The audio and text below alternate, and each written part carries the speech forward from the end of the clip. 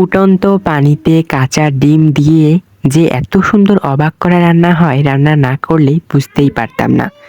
আর এর স্বাদ অতুলনীয়। আসসালামু আলাইকুম, আরাফাত আলফির রান্নাঘরে আপনাদের সবাইকে স্বাগতম। আজকে আমি কাঁচা ডিম দিয়ে একটা সুন্দর ইউনিক নতুন রান্না দেখাবো। তার জন্য আমি এখানে 3টা ডিম নিয়েছি। আমি ডিমগুলোকে ভালো করে ফেটিয়ে নিতেছি।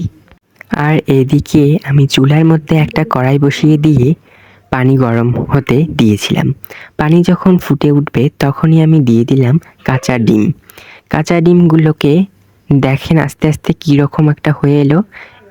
এই পর্যায়ে আমি এটাকে নাড়াচাড়া করে উলটপালট করে 5 মিনিটের মতো সেদ্ধ করে নেব। বন্ধুরা, এটাকে ভালো করে সেদ্ধ করে নিতে হবে, না হলে এর গন্ধ থেকে যাবে। দেখো বন্ধুরা, অনেক সুন্দর ভালো করে আমি এটাকে সেদ্ধ করে নিলাম এবং একটা ছাঁকনি দিয়ে ছেঁকে নিলাম এবং এতে আমি ঠান্ডা পানি দিয়ে ধুয়ে নিলাম। এবার এই পানিগুলোকে চিপে চিপে বের করে নিতেছি বন্ধুরা। চিপে চিপে বের করে নিয়ে এখন আমি চলে যাচ্ছি রান্নায়। চুলার মধ্যে কড়াই বসিয়ে দিয়ে এখানে আমি বেশি পরিমাণে তেল দিব, সয়াবিন তেল দিয়ে দেব, মরিচ কুচি, পেঁয়াজ কুচি এবং রসুন কুচি। এগুলো দিয়ে আমি এখানে একটা ছোট্ট আলু কেটে নিয়েছি, সেই আলুটা দিয়ে দেব।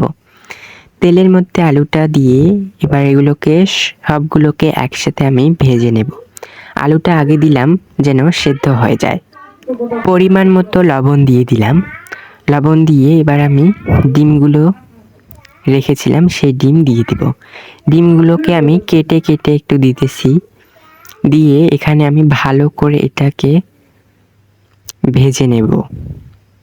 দেখো বন্ধুরা, দেখতেই পাচ্ছ বন্ধুরা, এই রান্নাটার যে এত স্বাদ হয়, একদিন বাসায় না রান্না করে আপনারা জানতেই পারবেন না। এখন আমি পর্যাপ্ত পরিমাণে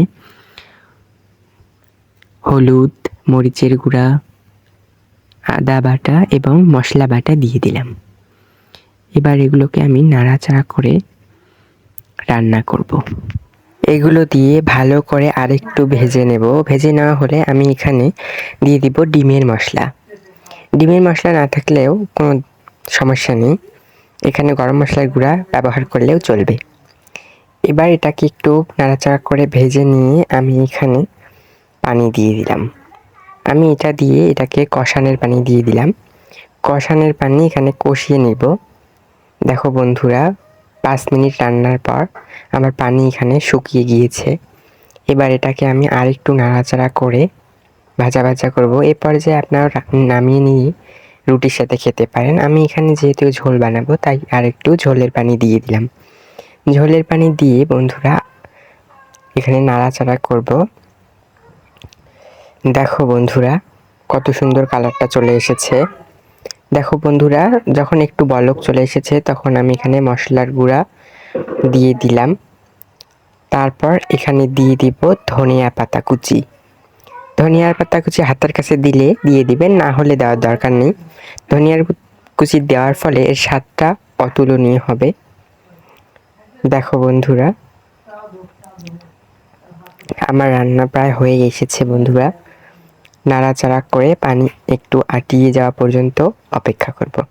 দেখো বন্ধুরা, আমার রান্না কিন্তু হয়ে গেছে। ভিডিওটা ভালো লাগলে অবশ্যই একটা লাইক দিবা আর সুন্দর কমেন্ট করতে ভুলবা না। আর এরকম নিত্য নতুন ভিডিও পেতে আমার চ্যানেলটি সাবস্ক্রাইব করে দিয়ে আমার পাশেই থাকবেন। এখনই বিদায় নিচ্ছি। আসসালামু আলাইকুম।